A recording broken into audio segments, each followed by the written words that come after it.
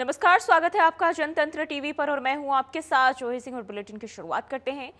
CM Vishnudeo Sai ने x पर post किया मेड इन इंडिया चिप्स को लेकर किया पोस्ट। कहा मेड इन इंडिया चिप्स स्वर्णिम भारत की नई पहचान है। तो ये जानकारी आपको बताते चले, सीएम साय ने अपने सोशल मीडिया अकाउंट एक्स पर पोस्ट किया है और कहा कि मेड इन इंडिया चिप्स स्वर्णिम भारत की नई पहचान, राष्ट्र तय कर रहा आत्मनिर्भरता का सोपान, नया सोपान और देश का पहला स्वदेशी 32 bit micro processor Vikram launch हुआ है। तो ये तमाम चीजें ट्वीट कर सीएम ने बताया है और उन्होंने कहा कि देश जो है आत्मनिर्भरता का जो नया सोपान है वो तय कर रहा है। तो सीएम विष्णुदेव साय ने एक्स पर पोस्ट किया है और इस दौरान उन्होंने अपने सोशल मीडिया अकाउंट पर कहा कि देश का पहला स्वदेशी 32 bit micro processor Vikram launch हुआ। तो मेड इन इंडिया चिप्स को लेकर मुख्यमंत्री ने ये पोस्ट किया है और कहा मेड इन इंडिया चिप्स स्वर्णिम भारत की नई पहचान है और राष्ट्र आत्मनिर्भरता की नई सोपान तय कर रहा है।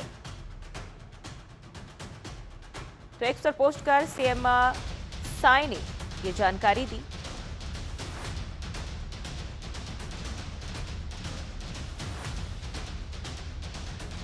अपने सोशल मीडिया अकाउंट एक्स पर पोस्ट किया है और मेड इन इंडिया चिप्स को लेकर यह पोस्ट मुख्यमंत्री की तरफ से और कहा कि राष्ट्र तय कर रहा आत्मनिर्भरता का नया सोपान, मेड इन इंडिया चिप्स स्वर्णिम भारत की नई पहचान है। और अपने ट्वीट में कहा उन्होंने, जिसमें उन्होंने कहा कि देश का पहला स्वदेशी 32 bit micro processor Vikram launch किया गया है।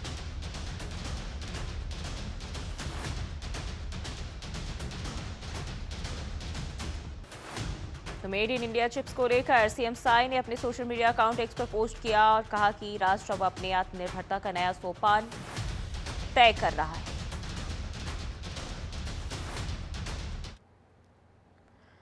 और वहीं बीजेपी प्रदेश मंत्री अमित साहू ने कांग्रेस पर निशाना साधते हुए कहा कि कांग्रेस की पहचान अब मां का अपमान करने वाली पार्टी के रूप में बन गई है और उन्होंने आरोप लगाया कि बिहार की सभा में कांग्रेस नेताओं ने प्रधानमंत्री नरेंद्र मोदी और उनकी दिवंगत मां के खिलाफ अभद्र भाषा का इस्तेमाल किया। अमित साहू ने राहुल गांधी से देश के सामने माफी मांगने की मांग की और कहा कि कांग्रेस निम्न स्तर की राजनीति कर रही है।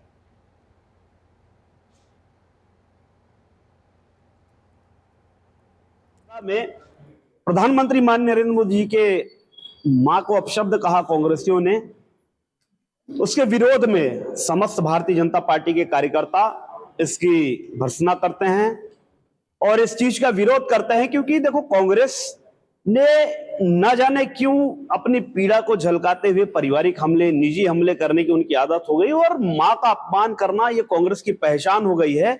और इसी के लिए आज की ये पत्रकार वार्ता हुई है क्योंकि पूरा देश और पूरा प्रदेश और बिहार, जो बिहार एक ऐसी धरती है जहां पर प्रधानमंत्री माननीय नरेंद्र मोदी जी के माता जी को गाली बका गया, वहां पर उनको अपमानित किया गया। मैं कहना चाहूंगा कि कांग्रेसियों अगर विरोध करना ही है, विपक्ष की भूमिका आपको निभाना है, तो आपका हृदय से स्वागत है, अभिनंदन है। आप स्वच्छ राजनीति करें। इस प्रकार बिहार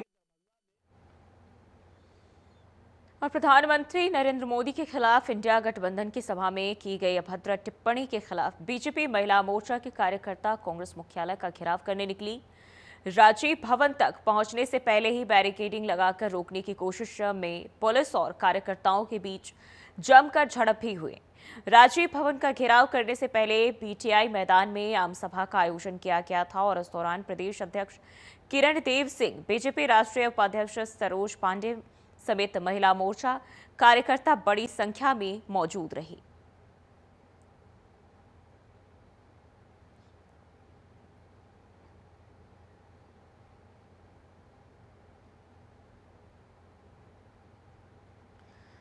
तो कांग्रेस मुख्यालय का बीजेपी ने घेराव किया है।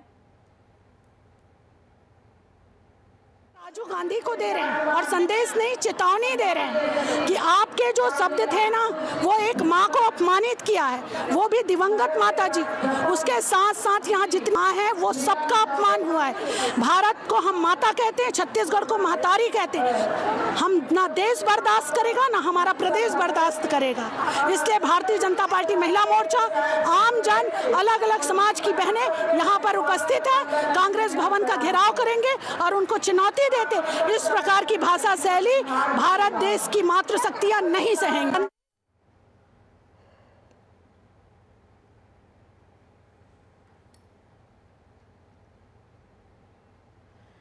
तो पुलिस और कार्यकर्ताओं में झड़प और इस दौरान महिलाओं में आक्रोश देखने को मिला और खुलकर विरोध करते हुए नजर आए। आपको बताते चले, लगातार प्रधानमंत्री की मां को लेकर जो विवादित बयान दिया गया था, इसके बाद से अलग अलग राज्यों में बीजेपी के कार्यकर्ता इसको लेकर विरोध जता रहे हैं। और ऐसे में अब देखें तो छत्तीसगढ़ में भी बीजेपी महिला मोर्चा की तरफ से ये विरोध प्रदर्शन किया गया।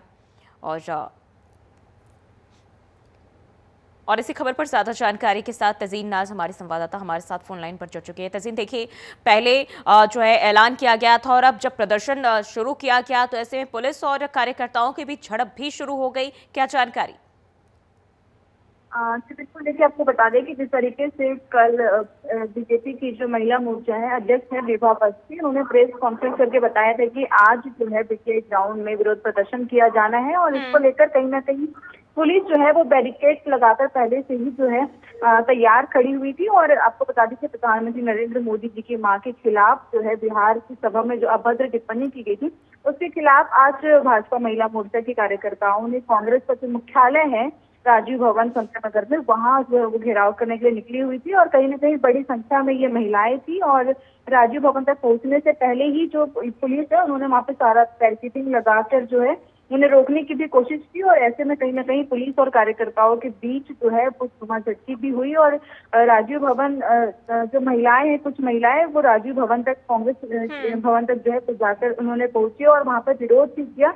और दोनों इस दौरान जो है दोनों पक्षों में हाथापाई भी हुई। आपको बता दें कि कांग्रेस ने भी आज प्रेस कॉन्फ्रेंस करके कहा कि हमारे तरफ से जो है ऐसे कोई टिप्पणी जो है वो नहीं की और इसके अलावा अगर वो आती है तो उनका स्वागत है। साथ ही आपको बता दें कि कांग्रेस की तरफ से जो कुछ महिला कार्यकर्ता थी वो अपने हाथों में गुलाब लेकर जो है उन्होंने अपने कार्यालय के बाहर मोहब्बत की दुकान की ऐसा कहकर जो है वो उन्होंने बैनर लगाकर वहां पर वो खड़ी हुई थी। लेकिन जिस तरीके से दोनों ही पक्ष में कहीं ना कहीं विरोध और हाथापाई जो है वो भी देखने को मिला। और जो ये बीसीआई ग्राउंड से जो ये महिला मोर्चा बीजेपी के अध्यक्ष, उनके साथ जो है कई संख्या में जो महिलाएं हैं वो विरोध करने के लिए पहुंची हुई थी। बिल्कुल, बीजेपी के बड़े चेहरों की बात करें तो कौन कौन से बड़े चेहरे इस दौरान शामिल हुए? बिल्कुल, देखिए, आपको बता दें कि इसमें अगर महिला मोर्चा के अध्यक्ष जो थी विभा अवस्थी, वो इसमें शामिल हुई थी। इसके अलावा रूप कुमारी चौधरी या फिर कमलेश जांगड़े जो राष्ट्रीय उपाध्यक्ष है, सरोज पांडे या फिर महापौर मीनल चौबे की अगर हम बात करें, अंबिकापुर महापौर मंसूषा भगत समेत प्रदेश भर में जितनी भी महिला के बड़े नेतृत्व करती है बड़ी महिला नेत्री, वो सभी जो है इसमें शामिल हुई थी। और कहीं ना कहीं बहुत सारे लोगों ने जो है काली साड़ी, काला दुपट्टा ये पहनकर कहीं ना कहीं विरोध जताने के लिए वो यहाँ पर पहुंची हुई थी। और बड़े चेहरे पर अगर बात करें तो महापौर रायपुर के महापौर मीनल चौबे, वो भी कहीं ना कहीं इसमें शामिल हुई थी। इसके अलावा जो 2 से 3 घंटे तक जो विरोध प्रदर्शन है वो चला और इस बीके ग्राउंड तक जो है वो वहां से जो कांग्रेस का मुख्यालय है वहां तक जाकर इन्होंने विरोध प्रदर्शन किया, झटकी हुई और पुलिस ने कहीं ना कहीं सभी को रोकने की जो प्रयास है वो किया। ठीक है, बहुत बहुत शुक्रिया आपका तमाम जानकारी के लिए।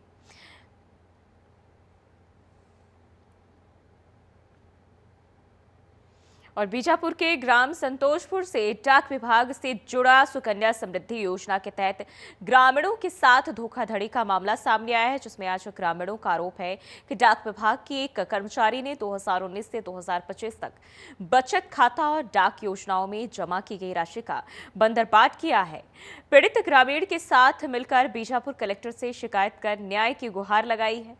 जानकारी के मुताबिक बीजापुर पोस्ट ऑफिस ब्रांच की महिला कर्मचारी हैं जो पिछले 5 सालों से घर घर जाकर ग्रामीणों से सुकन्या योजना और अन्य डाक योजनाओं से पैसे जमा करने के नाम पर रकम लेती रही। ग्रामीणों ने नियमित रूप से पैसे दिए, लेकिन जब वे खाता चेक करने पोस्ट ऑफिस पहुंचे तो पोस्ट ऑफिसर ने बताया कि उनके खाते में जमा राशि नहीं है। यदि कर्मचारी ने जांच कर राशि लौटाने का हवाला दिया गया।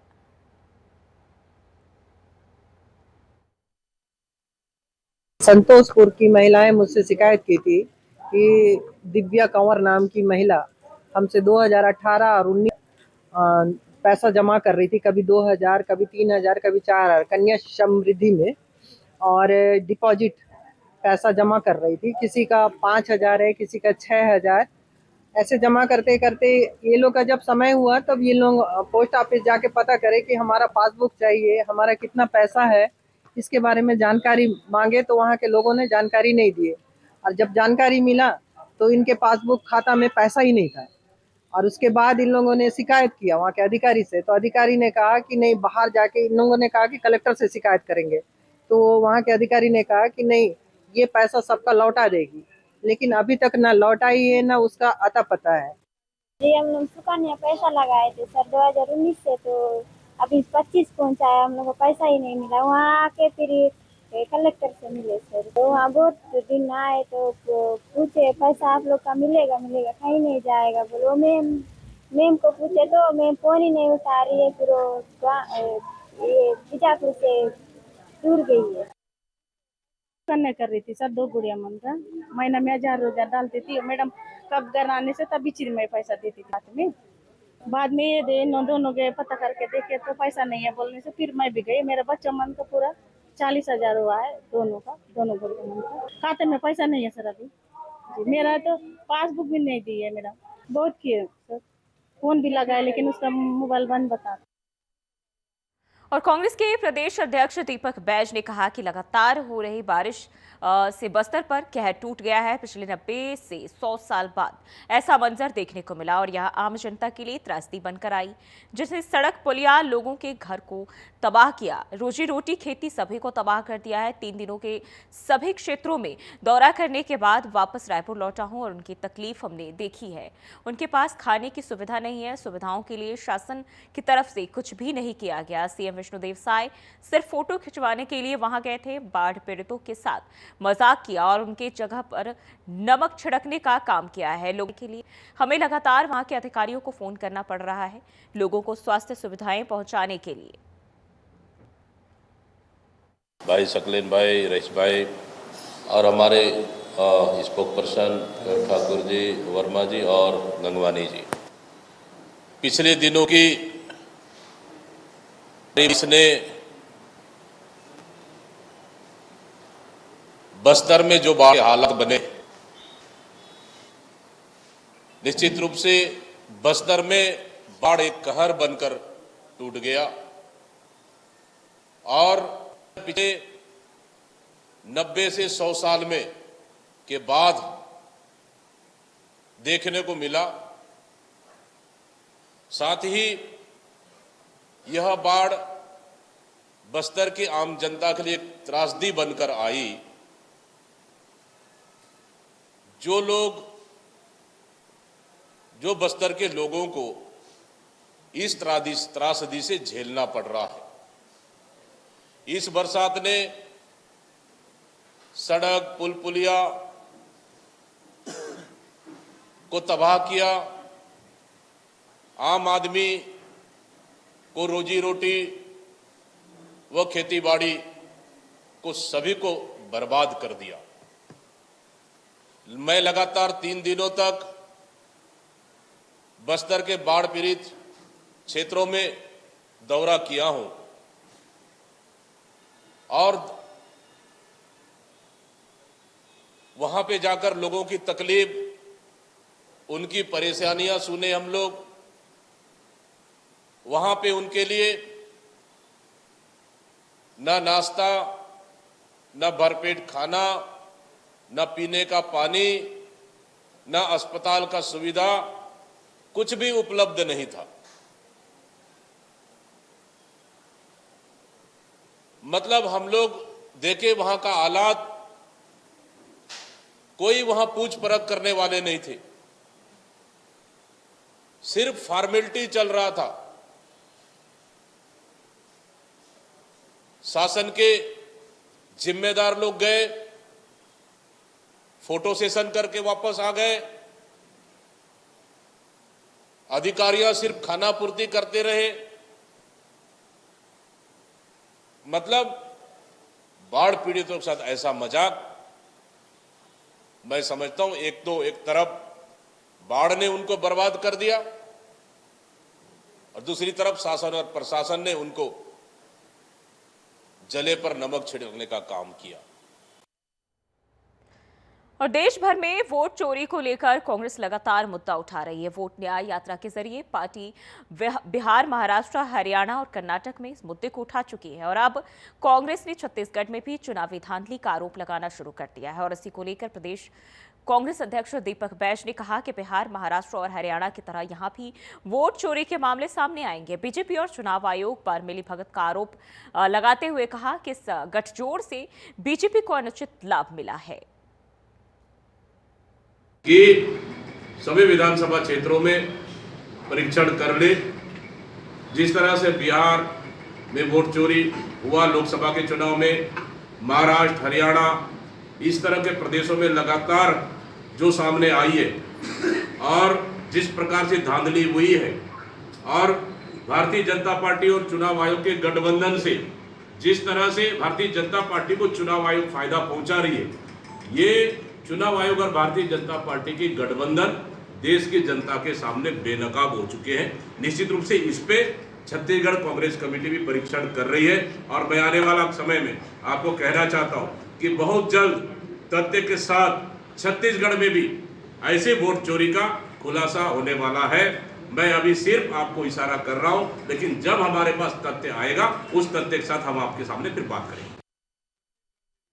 तो आपको बताते चले, वोट चोरी को लेकर लगातार जो सियासी घमासान है वो मचा हुआ है और अब छत्तीसगढ़ में भी इस मुद्दे पर जो है आरोप प्रत्यारोप शुरू हो चुके हैं। कांग्रेस ने छत्तीसगढ़ में भी चुनावी धांधली का आरोप बीजेपी पर लगाना शुरू कर दिया है और कहा कि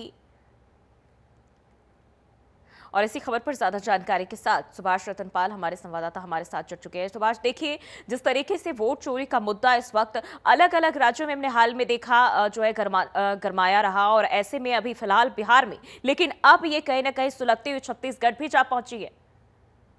जी जूही, बिल्कुल छत्तीसगढ़ तक इस वोट चोरी की आग जो है पहुंच चुकी है। प्रेस वार्ता के दौरान दीपक बैज ने कहा कि बिहार, महाराष्ट्र और हरियाणा के साथ ही छत्तीसगढ़ में भी वोट चोरी हुई है और जल्द ही ये मतलब बहुत बड़े सबूतों के साथ इस बात का खुलासा करेंगे। जैसे कि ये चिंगारी लगी थी वोट चोरी की और वो बड़ी आग में तब्दील हो चुकी है। इसको लेकर कांग्रेस लगातार बीजेपी पर हमलावर है और वोट चोरी का आरोप उन पर लगा रही है। देखिए सुभाष, जिस तरीके से हम देखें लगातार कांग्रेस इसको लेकर आरोप जरूर लगा रही है और साथ ही साथ चुनाव आयोग के साथ मिलीभगत होने की बात कह रही है, लेकिन सबूत पेश नहीं किए जा रहे। किस आधार पर कांग्रेस पार्टी तमाम राज्यों में इस तरह की बयानबाजी कर रही है? बिल्कुल जो ही कांग्रेस आरोप तो लगा रही है, लेकिन शुरू दिन से लेके अब तक का, जैसे पहले दिन उन्होंने कहा था कि एटम बम फोड़ेंगे चुनाव आयोग के ऊपर और चुनाव आयोग ने 1 मिनट के अंदर ही उस एटम बम को फुस कर दिया। आज वोट चोरी यात्रा खत्म हुई है, उस दौरान कहा गया कि हाइड्रोजन बम फोड़ा जाएगा भाजपा के ऊपर, लेकिन सबूत के मामले में अभी तक कांग्रेस के हाथ में सिर्फ शून्य है, उसके अलावा कुछ भी नहीं है। कांग्रेस हाथ पांव जरूर मार रही है। जिस तरह से बिहार में भी चुनाव होने हैं उसको लेकर आरोप प्रत्यारोप का दौर चल रहा है, लेकिन सबूतों के नाम पर कांग्रेस के हाथ में कुछ भी नहीं है। अभी भी दीपक बैज ने प्रेस कॉन्फ्रेंस के दौरान कहा कि हम ठोस तथ्यों के साथ सबूत पेश करेंगे। वो भविष्य की बात है, लेकिन वर्तमान में वो धरातल पर कुछ भी नहीं है। बिल्कुल, लेकिन सवाल यही हो जाता है कि आप कई दफा ये कह चुके हैं कि हम सबूत पेश करेंगे, इनके अलग अलग नेता और कार्यकर्ता यही कहते हैं, लेकिन आखिर कब तक सबूत पेश करेंगे? जब इलेक्शन कमीशन की तरफ से जब उनसे सवाल किया जाता है तो सब चुप्पी साध लेते हैं।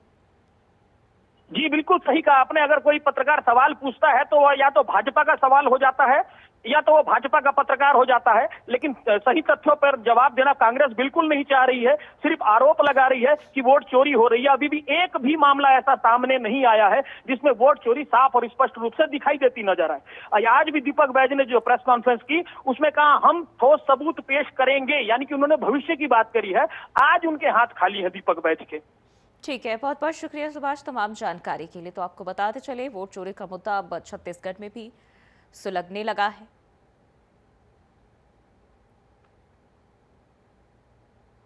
और छत्तीसगढ़ के सरगुजा में रामगढ़ पहाड़ी को लेकर विवाद बढ़ता जा रहा है और इसी बीच पूर्व डिप्टी सीएम टीएस सिंहदेव ने सीएम विष्णुदेव साय को एक चिट्ठी लिखी जिसमें उन्होंने पहाड़ियों के संरक्षण की मांग की और चिट्ठी में लिखा कि पहाड़ी का सबसे अधिक पुरातत्विक महत्व है। पहाड़ी को माता सीता और भगवान राम का भी निवास माना जाता है और इसे हर हाल में बचाना जरूरी है। उन्होंने छत्तीसगढ़ की संस्कृति की सुरक्षा का आग्रह भी किया है। तो आपको बताते चले वही बढ़ते हैं आगे। छत्तीसगढ़ में बीजेपी युवा मोर्चा के अध्यक्ष राहुल टिकरिहा विवादों में घिर गए हैं। बीजेवाईएम अध्यक्ष राहुल टिकरिहा पर उनके ही चाचा ने अपनी पत्नी के साथ अवैध संबंध का आरोप लगाया है और इसको लेकर उन्होंने एक शिकायत पत्र भी दिया और यह पत्र और एक ऑडियो सोशल मीडिया पर वायरल हो रहा है, जिसके बाद बीजेपी युवा मोर्चा के अध्यक्ष राहुल टिकरिहा ने प्रेस कॉन्फ्रेंस कर सफाई दी, जहां उन्होंने कहा कि यह तथ्य झूठ है, मुझे बदनाम करना दुखद है। उन्होंने खुद को निर्दोष बताते हुए कहा कि वायरल लेटर और ऑडियो रिकॉर्डिंग एक राजनीतिक षड्यंत्र है और उन्होंने कहा कि मानहानि का केस भी करेंगे। देखिए ठीक है, ये कांग्रेस की नीति बन गई है कि या तो बदनाम करेंगे या चारित्रिक हनन करेंगे या तो फिर स्थिति ऐसी आती है कि ये सीधे हत्या तक की बात करते हैं। मैं तो एक छोटा कार्यकर्ता हूँ, इन्होंने माननीय नरेंद्र मोदी जी के माता जी के विषय में भी अपशब्द कह दिया, गृह मंत्री जी के विषय में इनके साथी कहते हैं, साथी सांसद कहते हैं कि जाहिर सी बात है कांग्रेस की जो पार्टी है ये निम्न स्तर की राजनीति करना प्रारंभ कर दी है। ऑडियो पत्र कोई भी चीज नहीं डाला गया, यहाँ तक कि कुछ लोग आप लोग तस्किया लेने आए थे तो भी हमने कहा है उनका व्यक्तिगत विषय हम नहीं बोलेंगे। लेकिन आज राहुल टिकरिहा ने पत्रकार वार्ता लेकर कांग्रेस पार्टी के ऊपर आरोप लगाया, जबकि आरोप उनके चाचा ने लगाया है, बेहद ही गंभीर आरोप लगाया है। सभ्य समाज में ऐसे आरोप अस्वीकार्य हैं। राहुल टिकरिहा को अपने चाचा के आरोपों का जवाब देना चाहिए, न कि कांग्रेस के ऊपर आरोप लगा के इसका बचाव करना चाहिए। और छत्तीसगढ़ के दुर्ग जिले के भिलाई शहर में पुलिस ने नारकोटिक्स एक्ट के तहत मादक पदार्थों को नष्ट किया और इस दौरान दुर्ग के तमाम आला अधिकारी समेत बड़ी संख्या में पुलिस बल मौजूद रहे। बता दें कि अलग अलग जगहों से 16 क्विंटल गांजा, 277 किलो हेरोइन, साथ ही 1 लाख से अधिक नशीली टैबलेट कैप्सूल्स को जब्त किया गया था, जिसके बाद पुलिस प्रशासन ने इन सभी मादक पदार्थों को नष्ट कर दिया है। दुर्ग पुलिस के द्वारा जो नारकोटिक्स एक्ट के तहत जब्त जो मादक द्रव्य पदार्थ हैं उनके नष्टीकरण का काम किया गया है। इसके लिए जिला स्तर पर जो गठित समिति थी उसकी उपस्थिति में वरिष्ठ पुलिस अधीक्षक महोदय की उपस्थिति में जो टीम के अन्य सदस्य थे वो भी उपस्थित थे। इनकी उपस्थिति में पूरे संपूर्ण नष्टीकरण की कार्यवाही की गई है। कुल 239 प्रकरण जो अपराध प्रकरण पंजीबद्ध हुए थे, उन प्रकरणों में जो जब्त मादक पदार्थ है उनका नष्टीकरण किया गया है, जिसमें 16 क्विंटल गांजा, इसके अलावा हेरोइन, ब्राउन शुगर और जो नशीले टैबलेट्स हैं उन सभी पदार्थों का नष्टीकरण किया गया है। और छत्तीसगढ़ के सूरजपुर के आमगांव खुली खदान में ट्रक मालिक की आत्महत्या के मामले में नया मोड़ सामने आया है। जांजगीर चांपा निवासी मनोज जाट ने अपने ही ट्रक पर फांसी लगाकर आत्महत्या कर ली थी और शुरू में माना जा रहा था कि आत्महत्या की वजह आर्थिक तंगी है, लेकिन अब इस पूरे मामले पर एक वीडियो वायरल हो रहा है। वीडियो में मृतक मनोज जाट रोते हुए दिखाई दे रहा है और अपनी पत्नी के किसी अन्य व्यक्ति के साथ लिव इन रिलेशनशिप में रहने की बात कहकर बेहद दुखी नजर आ रहा है और वीडियो से साफ झलक रहा है कि वह पारिवारिक कलह और पत्नी के संबंधों को लेकर मानसिक तनाव में था। थाना कापू क्षेत्र अंतर्गत एक महिला से 2 व्यक्तियों के द्वारा दुष्कर्म का मामला सामने आया है। इस संपूर्ण मामले में जो महिला है उसकी शिकायत पर थाना कापू में अपराध पंजीबद्ध किया गया है और 2 व्यक्तियों की तत्काल गिरफ्तारी की गई है और उनको न्यायिक रिमांड में जेल दाखिल कराया गया। इस संपूर्ण मामले में और बुलेटिन में फिलहाल के लिए बस इतना ही। देश और दुनिया की तमाम खबरों के लिए बने रहिए हमारे साथ।